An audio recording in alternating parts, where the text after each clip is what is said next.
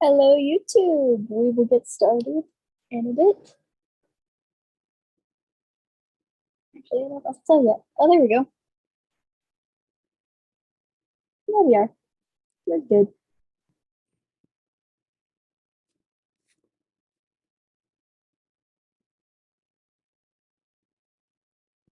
All right, we'll be going in just a Because I moment, think folks. we are. I got a got it button, so Yep. I got it button too, but sometimes I don't know if that actually means we're live or not. That's yeah, it okay. does. It does. Okay. All right. Well, we're live. Hello, YouTube.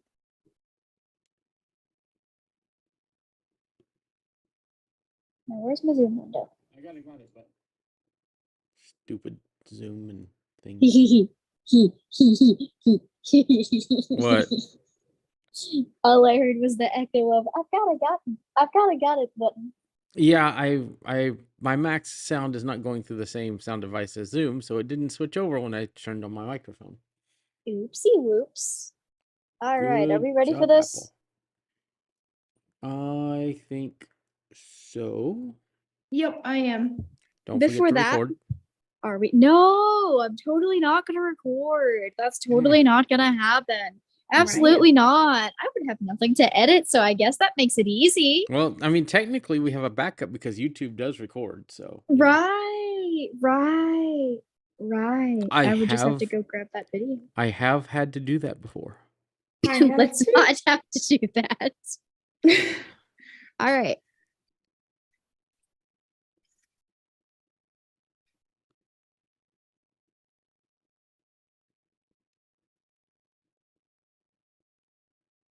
Are you ready? Yes. Yep. We are recording now.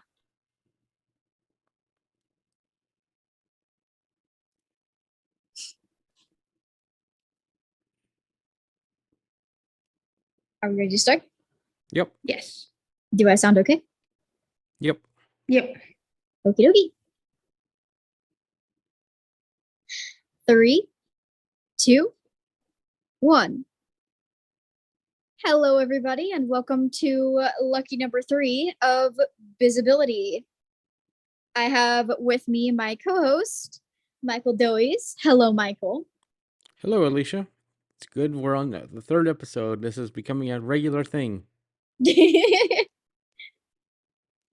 Oh, it's not regular until we reach 21, because that's when we actually make it a habit. No, that's when you're all grown up. Oh, really? All right, then. Drinking age, drinking age. I meant episode 21, but okay. That's what I mean too. Drinking, it's almost like years. I mean, if this goes for 21 years, that's going to be a long time. I hope it goes for 21 years. Right? I hope this podcast is around long enough to see 21 years. if they're even called podcasts in 21 years. I know, they could be like brain broadcasts or something. We could have a chip in our head. Braincast. Okay. I should probably introduce the other mysterious voice in the background. We have brought along our guest, Taylor Arndt. Hello. Hello, Hey, Taylor. Alicia. I am back again. This is awesome. Bum, bum, bum. All right. Today's episode, the right tool for the right job. We're talking tech tools today. Tech tools for your business. Stuff to automate your life, what you need to do, best software for you, etc., etc. Recommendations will happen here, tons. All right. You want to kick this one off, Michael? Sure. So I thought it would be a good topic to talk about. If you're starting a business, we talked about how to form a business last time, and this time it's what are some of the best tools to make it to where you can run your business effectively without the headaches. And there's good practices, there's bad practices, and we'll talk about those today, I think.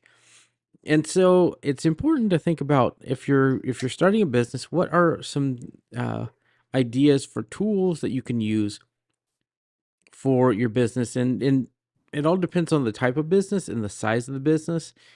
Techopolis is like my business is a little bit bigger than say what Taylor and Alicia are doing for their businesses. So what I might use is different from what they might use.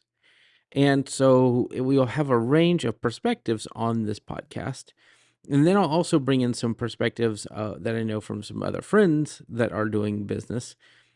And we'll kind of go through those things. So let's talk about just kind of the basics here. And that is, what software should you use to manage your everyday life with your business? So I'm talking about your software. When you get up in the morning and you start work, what is the first thing you typically do is check your email. And I think there's a wide range of applications that people use to do this.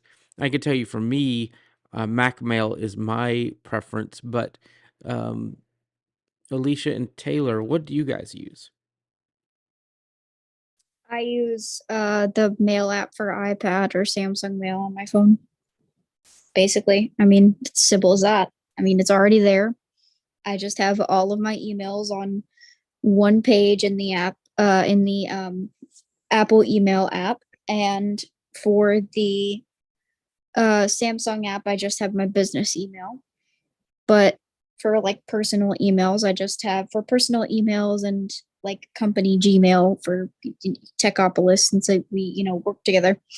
I have Gmail on my phone. I don't feel the need to download another app on my iPad, since my iPad actually has a immaculate email app. The Samsung app is only, I kind of just use that to peer at emails whenever I don't have access to my iPad and kind of respond to them. But if I want to do things like schedule an email or attach something, just more extravagant stuff, I would be more apt to use my iPad. So yeah, there you go. If I'm on Windows, which I'm a Windows user, I use a combination. So for a while, I was using Windows Mail. I've kind of had a lot of problems with that. So I've kind of gone back to my old trusty friend Outlook. Now, of course, with the whole One Outlook thing, basically a whole new client for Outlook. They're combining everything, mail, contacts, calendars, you name it. So yeah, that's kind of what I'm using. Outlook. I can manage my calendar through Outlook. All my emails are through Outlook, and it works great. On my phone, I just use the mail app most of the time. I do have Outlook installed though, because sometimes, like if I want to look at calendars and things, it just syncs up really nice. So I do actually use the Outlook app as well. Okay. So yeah, I use, Apple Mail pretty much everywhere. I'm just always in the Apple ecosystem. So Apple Mail just works for me. I can tell you that it's, there are certain things that don't work as well on it, but I think it works great. I use the calendar app and all those things on, I stay so much on my Mac. I really only go into Windows for gaming and things like that. So it's, you use what works. And it's interesting. Taylor you use Outlook, but I think for what most people use in a typical work environment that just use Office 365 and Outlook and all those things. I think most people are kind of switching away from the standard, just using Outlook for all business communications now, because it doesn't have to be the only way of doing work. What about word processors? What do you guys use? I've gotten to where I use Pages and Numbers and Keynote as my preferred, but Docs, Sheets, and Slides are my kind of secondary. But what do you guys use? Because in the typical workplace, Word, Excel, and PowerPoint are the ones that you use, and I just feel like if I was on Windows, I would still use those. I do like them on Windows, but as a Mac user, they are not the best experience visually or with a screen reader. So, what are y'all's thoughts? Since I got a hold of my iPad, I have fallen in love with Pages, and I hope to use it on the Mac as well, because it's just so simple and so easy, and everything's an icon, and it's accessible. It's fully accessible. Everything's an icon, and it's easily formatted in a way that's easy to understand. I wouldn't really call slides and sheets word processors because they're a totally different thing. Slides is a presentation software, and Sheets is like an Excel competitor. It's spreadsheets. But I have fallen in love with Pages, and I want to keep using that once I get my Mac.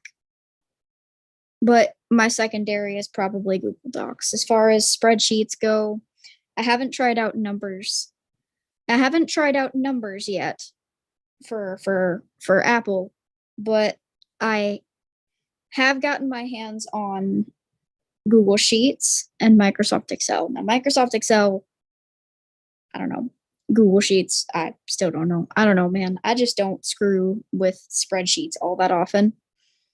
Now, for presentation software, probably Keynote. I haven't used Keynote very long. I kind of played around with it this morning because I'm working on a webinar.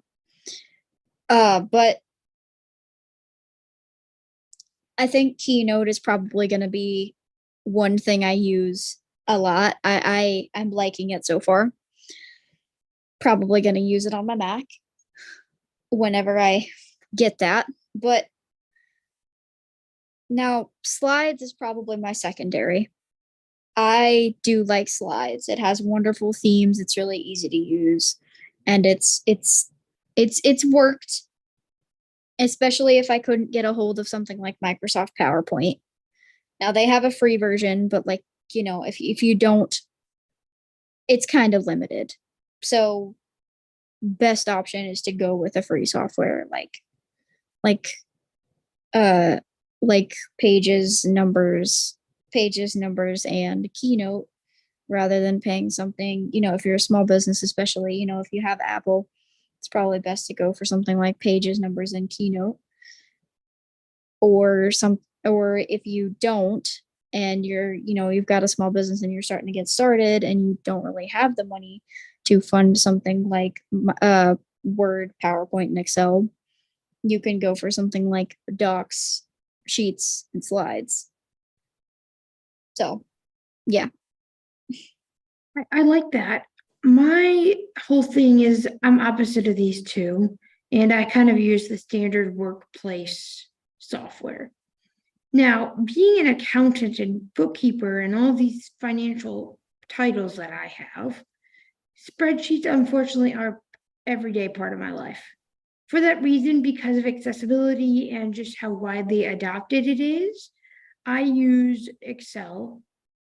If I were to do something else, I'd probably do Sheets next. I do have Apple devices, but I just find that Windows is a lot better for me. Of course, I do use a screen reader full time, so it does enhance my liking of Windows.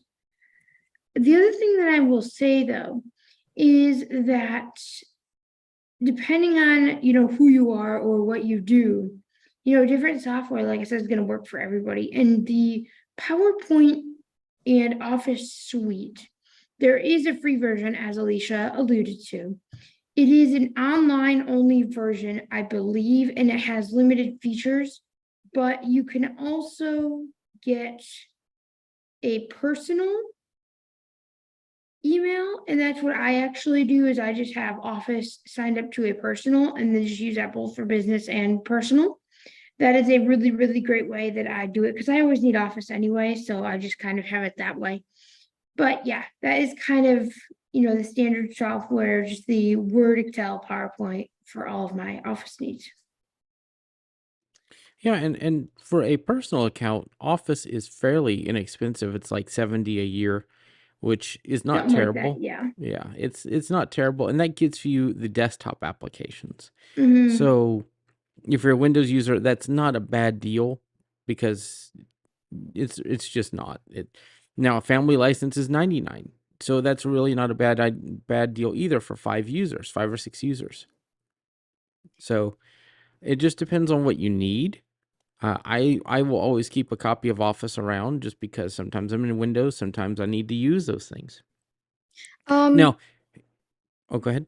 I will mention, if you have it pre-installed on your device, so like if it comes with Windows, like if it not comes with Windows, but if your device is like, say if you get like a new Windows laptop or whatever, and that laptop comes pre-installed with Word and Excel and PowerPoint and things like that, you do get access to the free version. You don't have to use the online. You just Good to have to know. make sure you have to make sure you sign in. You just get super limited cloud space and you get super limited use of it.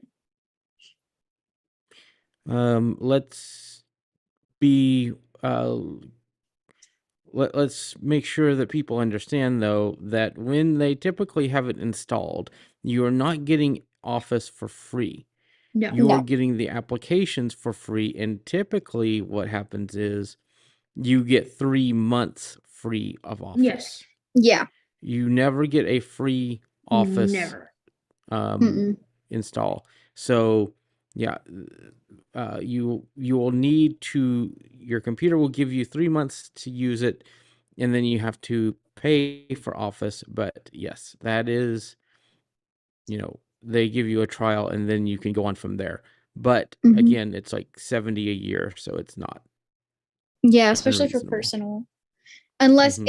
if you want like a special domain, like the like name at yourbusiness.com or whatever, you definitely have to buy a business office so Mhm. that you can get those compatibilities. And for people, if you're interested in knowing, it's about $7.50 for the basic. If you go monthly, $6 on the yearly paid monthly, which makes no sense. And it's, if you want the desktop apps for that, it's about $15 monthly and $12.50 if you want the commitment to a year and pay monthly. So it's like weird. And that's per user, not per family. That's per user. So it's a little bit more expensive, but you do get a lot more. You get access to, well, you get access to access. um, and other publisher and other things that you will not get on the personal plan. Publisher. Oh my goodness. But they're all great. Every solution you pick is going to be good. I mean, if you're a Linux user, there's like LibreOffice and OpenOffice and other things, I guess. But yeah, I would just still go with Google Docs. Yeah. and slides and sheets, because you can just open a web browser. The one issue with those though is you do have to be on the web. If you are where you do not have internet, there's limited capabilities for those. They do have offline modes though as a web apps, which is interesting. They do. Yes. So those are your options. Pick what works best for you. Let's talk about we've talked about email in our Office suites, and that's what I was kind of getting at earlier when I said word processors. I meant Office suites, but Cut. those, Cut. yes, You're drifting in and out of internet. You am might I? want to repeat that. I don't Yeah. notice anything. It must be Yeah. might be on your side because you're kind of warbling a little bit. Oh. Okay. All right. Um, 3, 3, 2. 2, 1. So yeah, we. Okay, let me try this again. Well, I lost what I was trying to say. I'm sorry. What was I talking about? You're talking about that. Oh shoot. Let me know when to count. Oh, you were I'll, talking I'll count in. about. I'll count in. Yeah. Okay. You were talking about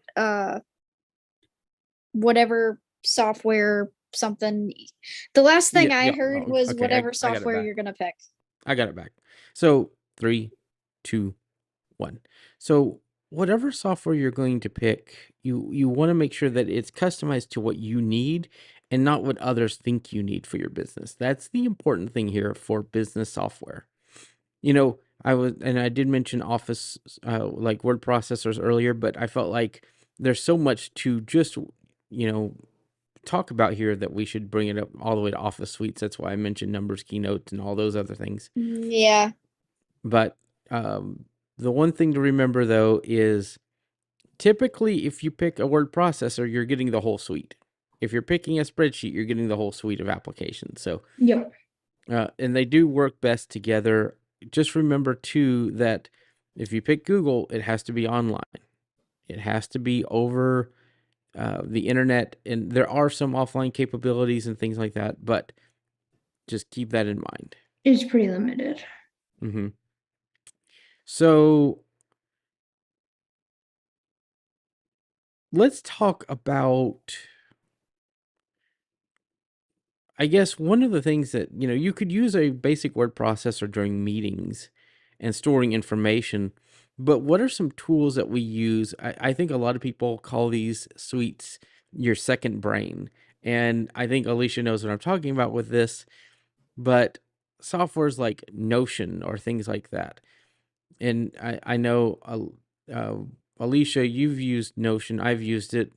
It's not accessible, so I'm curious what you guys use. I'm really kind of keen on this new DevonThink for Mac because that's what works for me. But what do you guys use as your place to collect thoughts, information, and to do things with it? Oh my God, yes. So I use obviously I use Notion. Notion is like my second brain.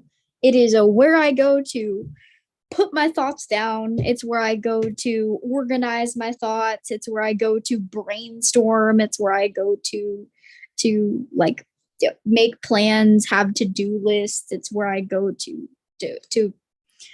it's where I go to do a lot of things. Schedule something. Like I have things that I do in Notion that like nobody knows about. It is my entire second brain. It is where everything goes to hibernate. Like I it is my thoughts.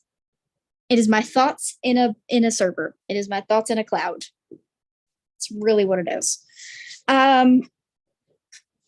If you don't know what Notion is, it's basically like it's pretty much a hub for pretty much every type of information you can account for. Like there's different blocks and headings, and you can assort them. You can use it to take notes. You can use it to track projects. You can use it as your calendar. You can use it as you can use it to create tons of different things. And some people have even used it to create their websites, which I think is absolutely insane. I'm going on a tangent. I've even seen people using it to make job applications. Right.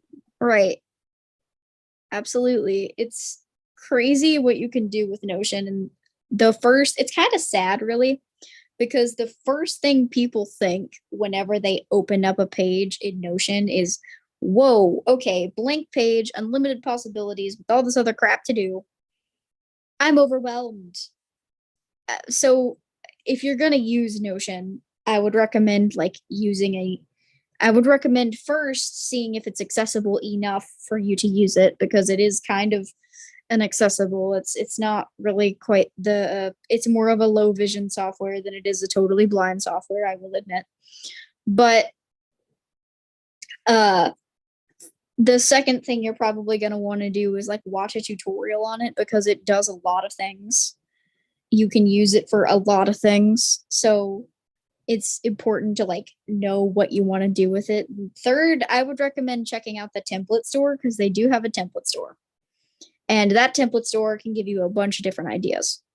So yeah, check out Notion. Michael, you want to tell people about DevonThink?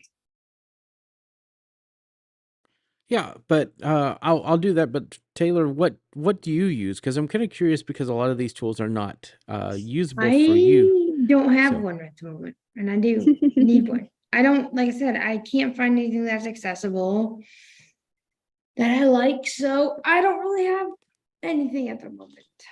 So Gonna have to look into that. Maybe Taylor, we can find you one. have you looked into Microsoft Loop anymore? I have, but it's like there's still a lot of unlabeled components and stuff. That's interesting because the iOS app is actually pretty good for Loop, and so that will be interesting if they do make the web version But I better. have not tried it a little while, so I will admit that. Yeah, that'll be interesting to follow up with. And we could have podcasts on each of these applications in full, but we just don't have time for that right now. So we're just starting this podcast, but we may later on. But DevonThink is an app for Mac, and we may do a comparison article on the iAccessibility report about this because I think it'd be very interesting to compare Notion and DevonThink. DevonThink is very accessible, at least its desktop and mobile apps are. Their web server is not so much, which was kind of a shame because we were hoping that Taylor could use that. But that saved me $499, so that's okay. And so DevonThink lets you do what Notion does. I don't know if Notion lets you do RSS feeds, but I can import RSS into DevonThink. I could scan documents with and read text and pull text from them with DevonThink. And it's the most secure second brain software I've ever seen because it stores it on your computer. We need to coin this term, second brain software. Registered trademark. Registered trademark. But what it does is it stores it on your computer, and then you can store your information in iCloud. But if you store it in iCloud, you have to enter you have to set a password. So if I go and sync up that database on iCloud from another computer, I have to enter that password. Same with Dropbox or WebDAV, which is a way to store files on a web server where you can just access it. So it does support collaboration, but it requires extreme security to use. So I really like that. It's because I've known people that have said Notion does have major security vulnerabilities, which is kind of a sad thing. Especially if you're a developer writing custom code, you really don't want that custom code that's not open source to get out in the public domain. And so you don't want to always store it in Notion or things like that. A lot of people use Obsidian, but even that has accessibility problems. It's a very neat application, but again, problems with accessibility. Although I may eventually look at comparing the two of the three of those because I'm always looking for the best tool at the right time, So it's very interesting to look at all of these, but I think it's good to pick one. And Notion is kind of that middle ground where people can use it. If you're low vision. But I would say if you're totally blind, then look for other alternatives. Loop or other things for. Even Drafts is a good way to just get information down. The Drafts app, which of course there's one problem with that too, not for Windows. So Taylor's just kind of at a disadvantage no matter what she does. So yes, I am, but it's okay. But she makes do. But I think that if you want to be very efficient, these second brain apps, as we are trademarking, are very useful. Oh, they are. I mean, and I'm not going to discount that. In fact, what I'm actually doing right now is I'm trying Loop again as we speak on this podcast. Ooh. So that's why I've been muted, because I've been trying Loop and I've been getting a whole bunch of emails. So it's been like, So yeah. So that has been what I've been doing. You know what? I'll keep you posted. I'm thinking maybe, Michael, we do an iAccessibility report. Maybe I can find some alternatives to Notion and maybe write about them, talk about them, maybe just like a listicle of different like Notion alternatives that are more accessible. That'd be cool. And maybe I'll do some research and play around, because I know DevonThink, I might have to get access to your DevonThink, because let me tell you, I'm not going to pay $199 a year. I'm sorry. Well, you're on an iPad, and they have what's called DevonThink to go, which is I think they do a $45 lifetime, or it's either a year or lifetime, or $2 and something a month. Makes me wonder if there's a family share, if I can Yeah, access it. I'm wondering. But the Yeah. neat thing about the Devon Think to Go is you get all of the capabilities. You just don't get the one thing you cannot do is add RSS feeds in the To Go app. So a lot of that stuff some of those things have to be initiated from the Mac version, but um, you can add a vault, so the database, or add a database, whatever they call them, and we can go from there. So it'll be interesting to try out. Yeah. Um, yeah. Maybe I can do some research on like these sort of second brain softwares and see if there are any others out there, because I'm sure there Hmm. are. It's just a matter of like trying to figure out like which ones are going to be the best Right. for people I'll like be us. I'll be very interested how this goes, because we've been looking at this for like over a year. So it's all good information. But I think we should probably move on to our next topic. Yes. And I think we should talk about, because this is another big issue, is communication, as in phones. Woo. You know, Oh boy. we we all have cell phones, at least I would imagine. Duh. I mean, I spoke to somebody today that didn't, and that was surprising. Oh brother. So yeah, so it's very interesting to hear what other people have. So we all have smartphones, and most business owners do. But what should you use your smartphone, your personal number, for business? And I would say no. I would say no. And the reason is that if you get a phone call, you don't know who it's from. It could be your personal, or it could be business, or it could be spam. And you don't Right. know if you should answer your phone saying, "Hey, this is Michael. What's up?" Or, "Techopolis Online Solutions. This is Michael. How can I help you?" Right. Right. Right. Absolutely right. So it's good to have that separation, so to address somebody as a business contact, or if you're addressing somebody personally.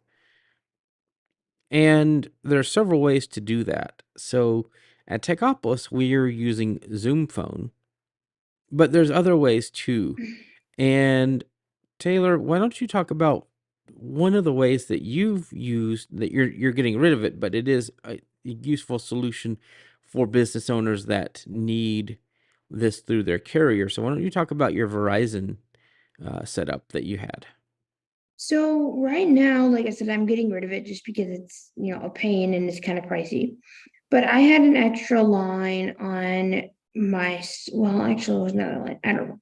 It's an extra line that connects to my business phone number. Now, the advantage to this is that you will get the same call quality that you get if you did a standard call, the same audio quality and so on and so forth.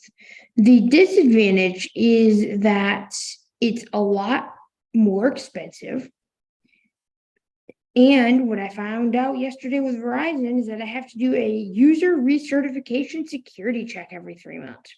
That basically boils down to answering a whole bunch of questions about your business every 3 months, the same questions over and over again. Kind of annoying. So I would say for those businesses who are really, really small, like myself, I would just say get a Zoom phone. Like, don't even bother with Verizon because I think it's meant for more bigger businesses. But if you are a bigger business, then, maybe if you have employees, maybe then you could look at Verizon or other carrier solutions. Again, it just all depends on what floats your boat. The other thing I had was a Verizon business internet through them. That was a good thing. However, I just didn't feel like I used it enough. So, with that reason, I'm just like, well, I think I'm just going to get rid of this now because I don't use it. But those are kind of all of the solutions and things that I've used in the past. Yeah, so it's It's really depending on what you need. And Zoom Phone is a good option because it is $15 a month on top of if you have Zoom meetings and things like that. So it's not bad. You pay once for your numbers, you keep them, they're yours. So like Techopolis has a very techie phone number and I love it. It's two technology based numbers in it. There's 512, which is, a typical RAM size, and then I'd be 2048, careful which, with that. well, that's fine. People can have our number. All right. People All can have our right. number. We don't want the It wrong one getting the number though. You know. the wrong people. Yep.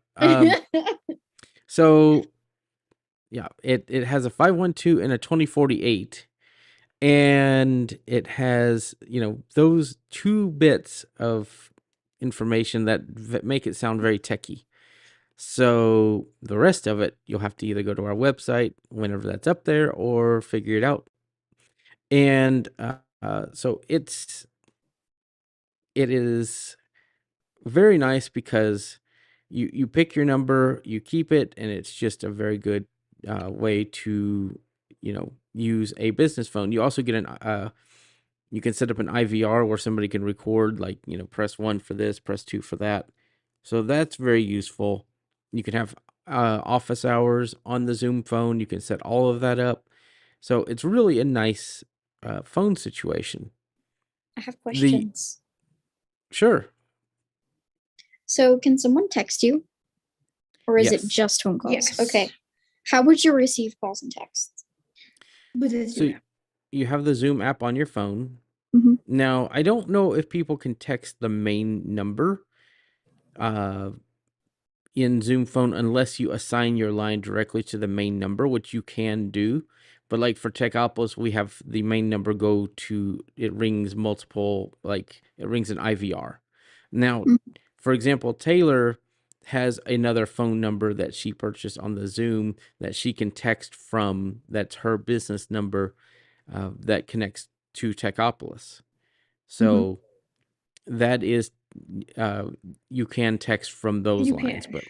but like the Techopolis number cannot text itself. Yeah.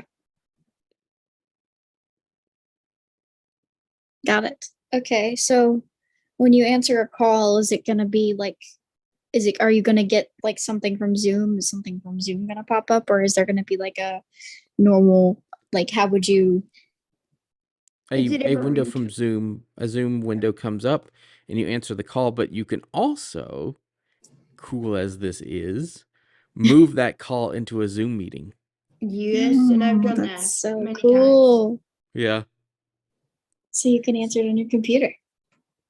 You can answer on your computer. Well, not just answer on your computer, but you can answer a call and then make it into a Zoom meeting so then other participants can join the call Oh, wow. on Zoom. Oh, wow. So you can do like a whole conference. Mm-hmm.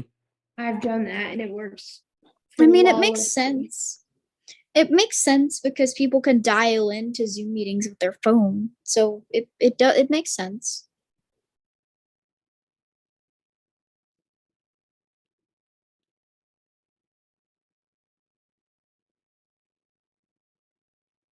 Yep. So there's other options as well. Like there is pretty much every, one of these meeting platforms, even Teams with an office plan has something like this. Google has Google Voice, and they have, if you have Workspace, like we could get the Google Voice for Workspace, but I think that's $20 a month. I think So, so. so there are other options, but I found Zoom Phone to be one of the best. Now, there's also ways that you can roll your own system, and we have friends that do this through a service called VoIP.ms, VoIP.ms, and they use an app called Groundwire, and they could even set up their own uh, uh, SIP phones, SIP phones, and they're like desktop phones that uh, can actually make calls, and it's actually cheaper than Zoom Phone. You only pay for what you need, which is kind of neat. So it's much cheaper, but it's more work to set up your own system instead of just pressing some buttons and Zoom phones on. Now, I will say the Zoom phone interface in their app is not the, uh, or setting it up is not the cleanest, but it does work. So it's really all in what you want to do and how complicated you want your setup to be. But I will tell you, like, the VoIP.ms is very customizable. There's another service called Twilio, which lets you uh, do a lot more customization. So those are all things that you could look into. But Zoom Phone is really, when you're starting out, it's pretty easy to get set up. I have another option. Okay. It's very quick and dirty, and I don't really recommend it. I would recommend going with one of these nicer options here. But if you absolutely have absolutely no funding to be able to have a business line and you think you need a business line or you feel like a business line is a smart idea, then considering like these VoIP phone number services for free, um like something like something like Viber or maybe Text Now is an option. Um, Even Text Now, I think, will give you like a SIM card now that you can put in another phone and use that, and it's like actually a number. You don't really have to pay much money for it, but the drawback with something like Text Now is yeah, it's free, but you're also going to be riddled with ads everywhere whenever you go to like message people and communicate with people. And you're also, if you don't receive calls to that number, you have to find out how to text somebody or call somebody because let me tell you, there is a 30-day period. If you do not get any calls or you do not receive any calls, you do not text people on that number for 30 days, you lose that number. So you can't get it back. You have to change it. I think it's easier to go with one of those nicer options like these business phones or Zoom phone or Google Voice or VoIP MS or just these nicer options. But if that is like your only route, it's an okay option.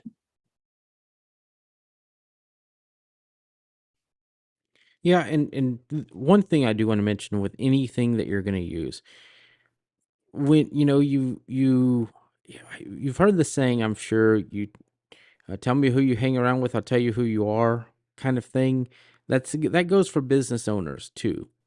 If you use a tool that is kind of subpar and people kind of know that, then they're going to judge the quality of your business. That's just the reality of it. So Mhm. when you're looking at these things, do what you can and, look at the reputation of these tools that you're using and say, how will my clients or customers uh, feel about my business based on the tools that I use? Does that make sense? So if you feel like something is, usable but inexpensive, but kind of may not work the best, then evaluate what will my customers think if I call them with this, right? What do my customers think if I call them with lower than average voice quality? What do my customers think if I have to jump through hoops because to get them to do something uh, when another company can offer a more automated solution? Those are all important things to really think about whenever you're starting your business. Uh, I always look at people that start businesses with Cash App and Venmo, and I'm like, I Oh, don't don't know get that me I'd buy started from about them. that. I don't Yeah. know that I'd buy from them, because those are personal services that are now being used for business, and I just don't feel like those should mash up. But people do it, and I just don't. I would be very hesitant to purchase from those businesses. Whereas somebody with Stripe or PayPal, even PayPal is a little more reputable. And the PayPal and Venmo are the same company, I believe. Yep. So, so even PayPal is a little more reputable than Venmo, and so I'm going to be more apt to pick that company that has the more reputable business tools than somebody that's, oh yeah, you can Cash App me, which Cash App is owned by Square. So do your research. You'll find out that even these tools like Square or Stripe, they don't have much of a barrier to entry. Mm-mm. So take the time instead of just saying I'm just gonna sell my stuff using Cash App. No, go look at what's actually out there for businesses. You'll be surprised what you can get for relatively inexpensive Now costs. there is Venmo for business now. Yeah, I was about to There say there is. Yes. And you can is. set up a seller profile and you can invoice people. It's not like a request for payment. No, you can actually invoice people Yes, from you it. can, and my client It's uses it. Yeah, exactly. You can use these tools for business. You just have to create a business profile on them. You can create a business profile that is secondary from your personal profile. Mm-hmm. So it funnels in to your personal account. So like let's say if you have a bank account linked to your Venmo, it's going to funnel into that account, but it's going to mark it as a business transaction rather than a personal transaction. It's an easy service. It's not as reputable right now, but I'm sure as more people start using it, it will become more reputable. And And I should also mention that there is such a thing as business Cash App, which is weird because Cash App is owned by Square, but there is such a thing as business Cash App. and I don't recommend either of those, and I'll tell you Mm-mm. why. Because if they're funneling into your personal bank account, Oh you're God. still going to get a 1099 if you go over $600, and then QuickBooks. You'll have to go through and mark all of those transactions. It's still a big mess, and if you're Don't just do that. yeah, I mean, I'm the if bookkeeper in the room. Don't do that. That's yeah, just it my It, job it difficult. it's a very big hassle. I mean, if you don't have a lot of business expenses, or business, if you're not a big business, if you're just kind of doing a side, freelance kind of thing, if it's not your mainstay, then that's fine. Like if it's a hobbyist business, like okay, I might use that if I start building and selling computers, right? If I started building and selling computers on the side because I enjoy doing that and it's fun to me and I could sell them after I build them, I might use Cash App or Venmo Business, right? That would be a good use case for that. Yes. But if I'm moving through several $1,000s a month of contracts and invoices and things like that, it is not a good thing to use those kinds of tools. No. Like an Etsy store, maybe. But a bigger business, or even what you're doing, Alicia, as a freelance writer, I don't know that I would use a tool for that, like Venmo or Cash I App, just wouldn't. No. because Absolutely not. No, I don't yeah, recommend it either. yeah, there's too many uh, pitfalls with doing that kind of a Yeah. thing, and too many ways that things can go wrong. And actually, we kind of segued into another area, which is payment processors. And so if you're running a business and you're not doing a hobby business, Stripe, Square, QuickBooks. we use all of these: Stripe, Square, QuickBooks, PayPal. Honeybook. Oh, I love my Honeybook. I have Well, only had it for like a couple weeks, but I can tell you, like, Honeybook actually does have their own payment processor, and you can invoice someone, I and thought they get used paid Stripe. through. I mean, yeah. Well, I mean, they probably go through Stripe, but like they're they have powered their by own, like, Yeah. yeah, they're powered by Stripe, Mm-hmm. but they still have like their own like invoicing system and things like that. It's just powered by Stripe. Like, sure, they use Stripe to like process, Mm-hmm. but it is their own like custom built around the Stripe platform. So I like Honeybook because it's cool. It can do more than just Mm-hmm. payment processing.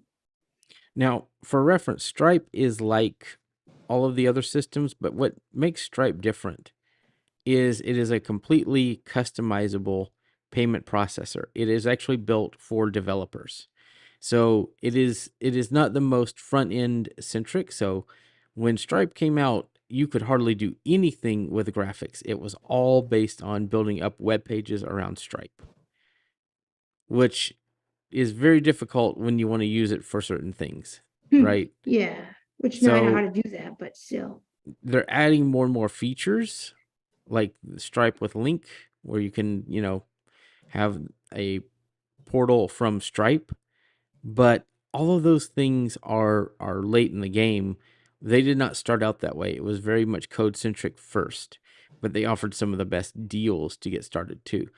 When all of this started, Square was only a brick and mortar business system first.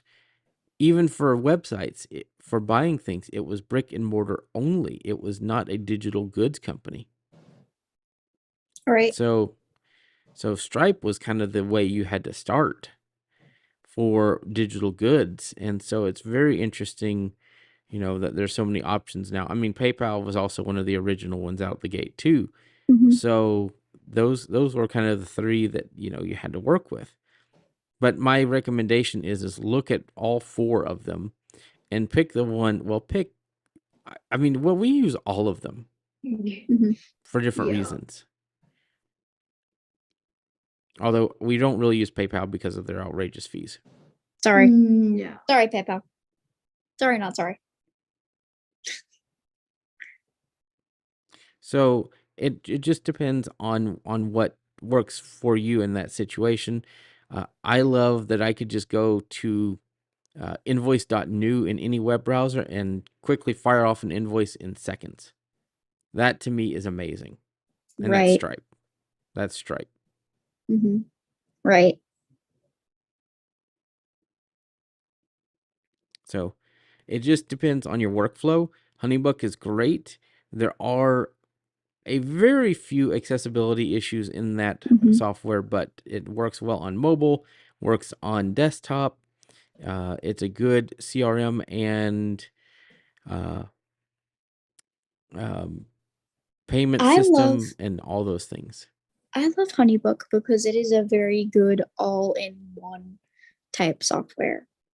It does contracts, it does payment processing, it does a CRM. You can use it as a CRM. It does project management, it does time tracking, it does appointment scheduling, it does all of the freelance things. And I'm sure those things are not just freelance things, but for me, it does all of the freelance things. I think it's amazing in the week I've used it so far, because now today works exactly 7 days since I've used it, because I purchased it last Monday. And just started playing around with it. And now I'm like, yes, Honeybook all the way. But I started with just using an invoice software and using like I started using like an invoice software. I started using Zoho CRM, which is free, but it's also a mess. I started using Stripe, and let me tell you, I liked Stripe. Stripe was actually okay for me. It was easy to use. I could go ahead and set up an invoice. It was super quick. But what Stripe didn't do was contracts. Square did contracts, but I didn't really like how you had to go to your computer just to send a contract. You had to go to your computer. You couldn't use it from the app. You couldn't do any of that. You had to go to the computer. The Square was just for invoices, like especially the mobile app. So I had to find a solution where I didn't have to worry about that. I wanted to make sure that contracts got signed. Then I found DocuSign. DocuSign was a bit too expensive for my liking, especially since all it was for was signing documents. Mhm. It was not the right software for me. Then Adobe Acrobat came around, and well, that's like $32 a month. It does more, but it's still kind of outrageous, especially if you just want to use it to sign documents, because you might not use all of the other features that it has. So, yeah, I fell upon HoneyBook because of the price. It's literally like I got the starter plan, which is like 135 a year. And when you first start, it's going to be like 105 a year. And then like the then there's like a $16 plan and something like that. I don't know. It doesn't go up that high. It's not that expensive. As we pointed out though, it does have some accessibility issues in the web version of it, but the mobile version is really intuitive and actually really easy to use accessibly. And it can So be worked around, the accessibility issues. I can send contracts. yeah, it's just a few unlabeled buttons here and there. But if you click them, you can find out what they are. It's not that hard. And most of them are styling. Right. Most of them are styling, and there's one for like refer and earn, but you can also access that somewhere else. Yeah. So it doesn't really matter that you can't access that one specific button. And some of those other buttons can be accessed somewhere else. So there are workarounds and you can get around it. And I feel like HoneyBook needs some improvement, but you can get around it for the most part, and it's pretty easy to use. So I will tell you though, setting it up is very overwhelming because it does so much. It's kind of like another Notion. I would like look at a tutorial or something like that to get it set up because it is kind of like another Notion. It's like one of those big spaces that does a bunch of things. It does all of the things in one place. So it's a bit busy and it's a bit overwhelming, but once you figure it out, you're gonna love it. Especially if you need an all-in-one software like I do. My so I've signed Techopolis up to use this, and I feel like it's very easy to sign up. It's very easy to get started through the app. You can have now the contracts through the app were very basic compared to what you can do on the computer. But uh, I'm always the skeptic, or I did not used to be the skeptic, but when I hear of a product that costs as little as HoneyBook, I always ask, what is the catch? What is the How are they getting away with having a product that is so inexpensive that can do so many things? And I always kind of worry about those kind of things because there's no such thing as a free lunch. And this is pretty close. And I mean, let's look at, Google with many of their products. Like for the free products that we get as Gmail users, they're scraping all of our data to get that, and we're the product, not the customer. So I always kind of wonder with things like HoneyBook, what's really are we the people they're marketing to, or are there businesses that they're marketing to? So I don't know. I still got it because it was the best deal for what we can do, but I'm always going to have, what's that term? Constant vigilance. I think the way they make their money is like on the enterprise plans. Yeah, Well, yeah. really. Well, yes, but again, uh, you know, Google makes money off their enterprise plans too. But I'm wondering what data they're selling to enterprise plans and things like that. So it all is just in the matter of, what are they doing? How are they collecting information? And are they being sneaky, about it?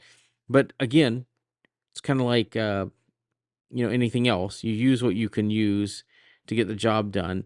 It's interesting that I've never heard of HoneyBook until a few weeks ago, and then all of a sudden I have, and I've been around the internet quite a bit, so that also kind of makes me a little funny.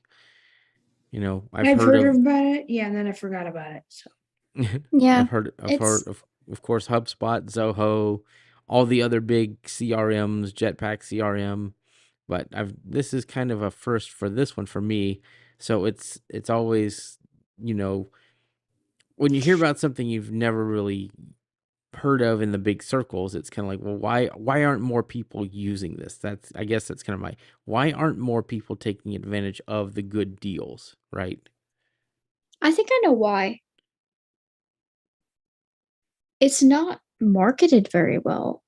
Like the only like real marketing I found, it was on TikTok, but the only real marketing I found was them turning like vlogs of people using it into ads. Like I saw like this person that was like, welcome to a day in the life, and then it was talking about like how she uses Honeybook for her freelance stuff. Mm-hmm. And it wasn't like necessarily meant to be an ad, and it was turned into an ad.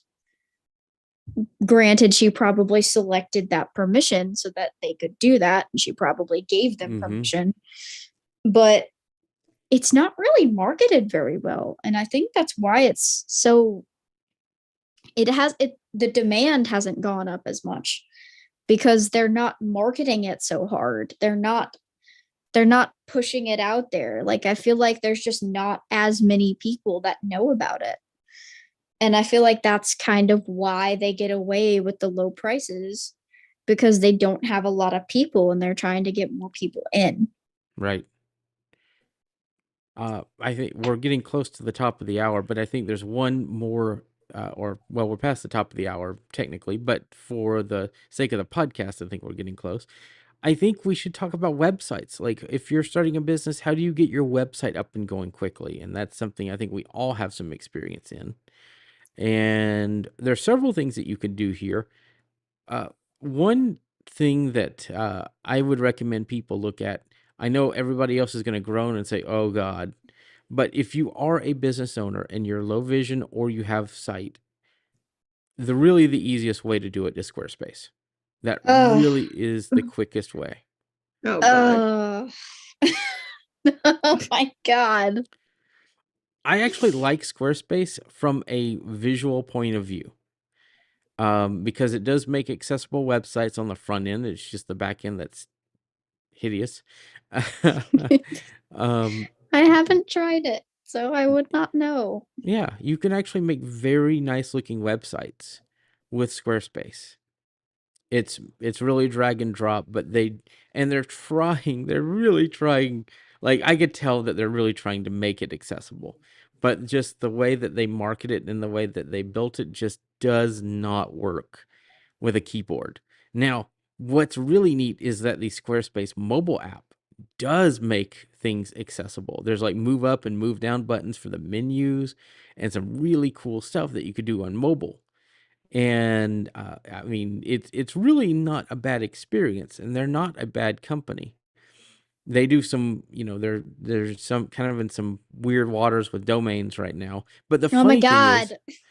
the funny thing is, Squarespace doesn't do their own domains. Did y'all know that? Well, Taylor does.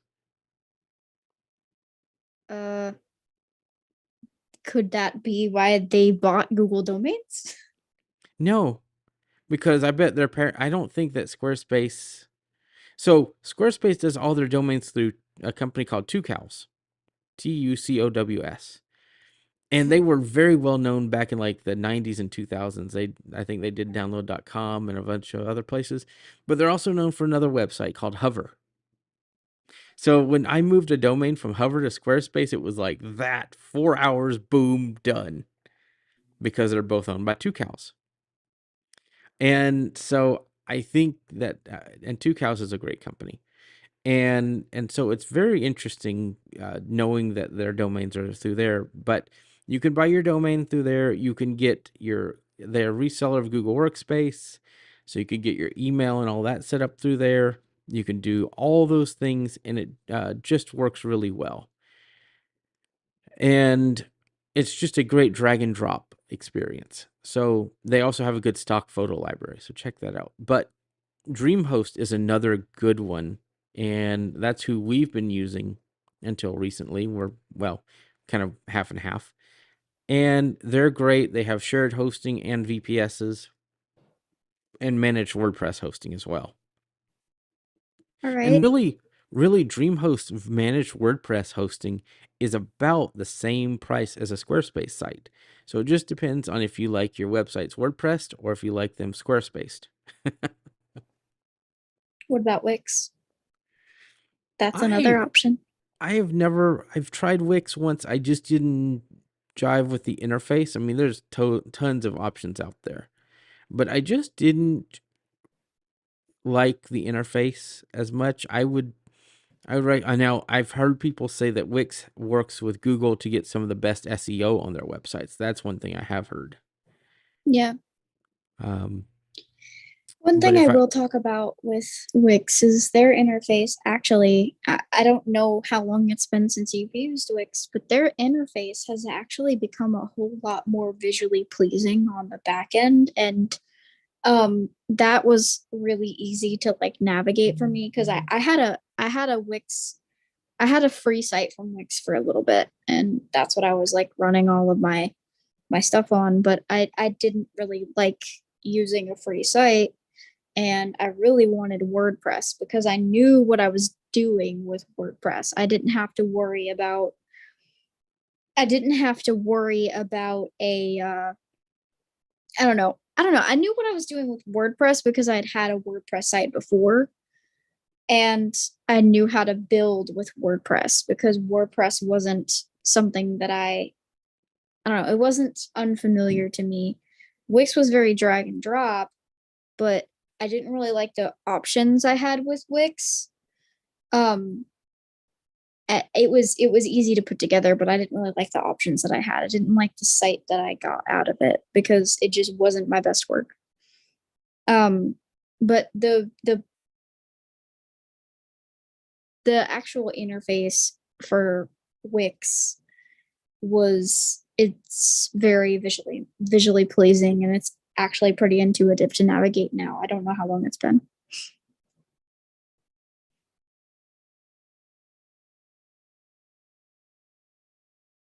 Taylor, what are your recommendations for websites? I mean, I think I know, but I would like to hear what your thoughts are. So mine, like I said, if you're just doing a basic website for WordPress, just use Dreamhost. It's the simplest way to go.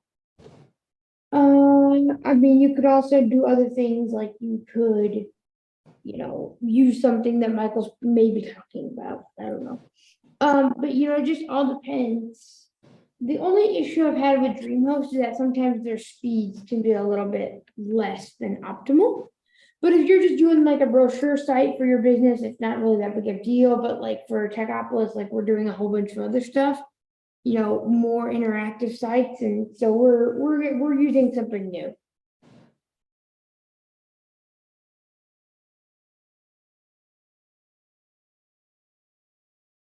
We got a chat. We got a couple We've chats. we've got several chats. Yep. I don't see several. I just see a couple. But Oh, there's 3 or 4. Yeah, I think 3. you want to go through those real quick?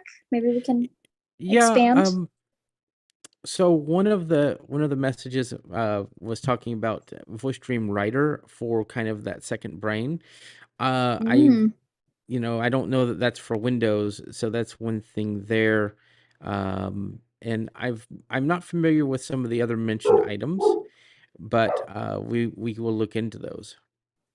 I didn't see any of those for some reason. They're just not coming up for me. So we'll look into those, and we may follow up on another episode. But I think those are really the highlights. If you're starting a business, those are, of course, accounting software, all those things. But these are kind of the highlights of what you're going to need to start a business. And, we can do episodes on each of these categories if we wanted to. But I think that this is kind of sums up some possibilities in each category. So, Techopolis, I think we should round out the episode. What do we use? And so Techopolis itself uses Zoom Phone. We use WordPress with a service called SpinUp WP because we can customize things. We're a tech company, so it's easy for us to do that. We use Zoom Phone, and we use what am I missing? Honeybook and Stripe. Stripe. Yep. Don't forget Stripe. Mm-hmm. I also kind of wanted to talk about Zcal a little bit because I don't think they're a small business, and I don't really think they get much love. So what Zcal is basically a free appointment booking. So like if you guys have ever heard of Calendly, you know how if you've ever been on the user end of Calendly, you uh click on someone's link, you'll pick a date, you'll pick a time, and you'll be asked some questions, and then it'll book a Zoom link for a call with someone. Now basically Zcal does that for free for like the one person user level for free forever. So there you go. Zcal. That's Zcal. That's Zcal for you. It does everything that Calendly does, but for free forever unless you are an enterprise plan. Yep. So there you go. And they're working on bringing that out. There are other solutions like Calendly. There's Fantastical has their own version. Zoom has their own. Even Microsoft has their own. Everybody has their own scheduling software now. So it's just, I would, in my opinion, check out Zcal. It's a great solution, but also look at what you have built into your own software. Like if you have Microsoft Office, especially if you're paying $15 a month, you have your own booking software. Yeah. You could get Calendly. That's an option. If you want, if you have Fantastical and you're in the Apple world, that's an option too. So there's Google Calendar has an option. So I just scheduled some office hours yesterday with my professor, and she just had a Google Calendar with some slots to open up and book time. I didn't know that. Yeah, they have their own. They released that. I might have had a hand in that. That was one of like my main requests of features is an appointment booking, because if you had an appointment booking that linked straight to your calendar, you would immediately be able to like book. You would be able to like book hours straight into people's calendar, and it wasn't really, it wasn't hard to use. It just sounded like so simple and so right. I didn't know Zoom had an appointment booking software. Can we talk about that a split second? Yes, they do. And we tried it. I think it's like it's an extra expense per account. So it's not I think it's like $6 a month per account. It wasn't, yeah. And it had some accessibility problems too, so. Weird. Yeah. I didn't even know that existed. I know Microsoft had one because they've been trying to compete with Calendly for years. But I don't know, man. This whole openings software, appointment booking software didn't really come around in my mind. And I didn't think I ever needed an appointment booking software until one day I realized that a bunch of people had an appointment booking software, and I realized that it would be like really useful for me. So now I have one. But I think we could have an entire episode on the proper use of appointment calendar software. Right. We probably could. Because I think that there is a right way and a wrong way to use it. So, yeah, I think that's a good topic for another episode. Maybe next episode. We don't know. Possibly. Tune in next time. But shall we wrap up the episode? I think it'd be a good idea. All right. Well, I guess Michael, since you're co-host, I can start with you, and then we can go on to Taylor. What's your business? What's your business? What's your business tip? And where can they find you online? So my business is Techopolis Online Solutions. We do app development, web development, accessibility, and copywriting. And my tip for this time is when you're looking for new tools, figure out what your business goal is. Figure out what you're doing. Come up with a plan and research what software will help you reach that goal or your plan the best. Also look at, your preferences. If you're an Apple person, what do you need to be on Apple platforms? If you're a Windows person, what do you need to run your business on Windows?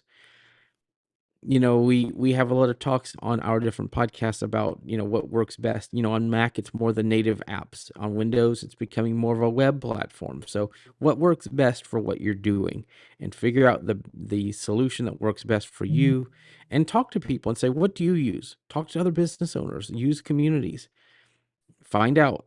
And that's my recommendation, because there's so many different options out there. It's, what do you pick? We even go through several different versions of the same tool per year, because sometimes they make things inaccessible. Sometimes things get moved around. So sometimes it's just finding the better tool at the right time. So that's my tip. And you can find me online. You can email me, mikedoies@icloud.com. You can find me on Mastodon, mikedoies@techopolis.social. And I'm on Facebook as Michael Doies, and you can find me everywhere. So, and on LinkedIn. So, although the interesting thing is, I need to get my SEO on LinkedIn, because another Michael Doies is before me in the search. So just Oh, be no. careful. Yep. Oh, I didn't even know that was a thing. I can help you out with that, Michael. Yep. Anyways, Taylor, go ahead. Let's see. My business tip is when you are looking at software, kind of have a budget in terms of like, I want to stay under X amount of expenses. Because if you don't, you're going to be in like a month later, you're going to realize, holy crap, my expenses are high. That may be good for tax deductions. That's not good for having money in your pocket right now. So what you want to do is you want to have a certain budget where I say, for example, I want my business expenses under $200, or I want my business expenses under $100. That way, and you can kind of make a tech stack based on those different qualifications of, okay, I have $200, I guess, in my head to spend on X softwares. Let's see what I can do to optimize that $200 a month, so that way I can get more money in my pocket. Where you can find me online, you can find me at techopolis.social. You can also find me on YouTube and LinkedIn as well Taylor Arndt. I am also pretty much all over the web. So if you search for my name, you should be able to find me. What's your business? My business is Taylor Arndt LLC. I do bookkeeping, payroll, virtual assistant, and other services. I specialize in service-based businesses, and I would love to help you guys. So. And of course, the financial person picks the finance tip. Anyways. Yep. As for me, my business tip that relates to this episode is probably use these free trials wisely. Yeah. There are a lot of software as a service for business that uses no credit required, no credit card required trials. Use them wisely. Try a software for a week and see if it actually works in with your plan. And if it doesn't, try another. Maybe don't try them all at once, because that could become a mess. If you like to try them all at once, then be my guest. But maybe don't try them all at once. Use these free trials wisely. Try different softwares. Find out what works for you. The most you do is you find one you like, and then you actually put money into it so that you can use it for the time and the goings on. If you don't have one you like, then you'll find another one and you'll try another one, and maybe you can find another one that works for you. Use those trials wisely. That's my business tip. As for my business, my name is Alicia Geary. I am a freelance digital copywriter specializing in email marketing and website content. I can also do website design, but nothing out of I'm not a developer.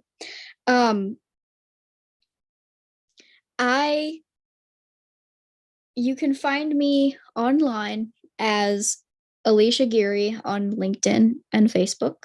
You can find me on Discord as Blind One Lives or Alicia Gary. You can find me on Mastodon as Alicia at techopolis.social.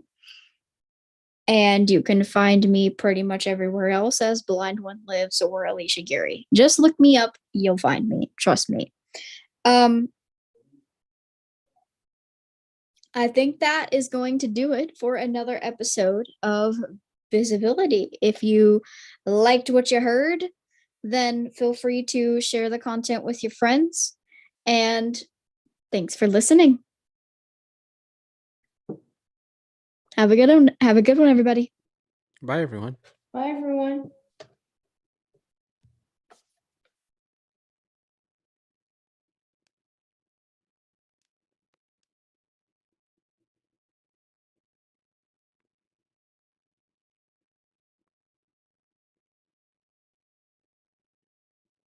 Down on recording. YouTube. We are going to end the live stream now, and thank you for watching.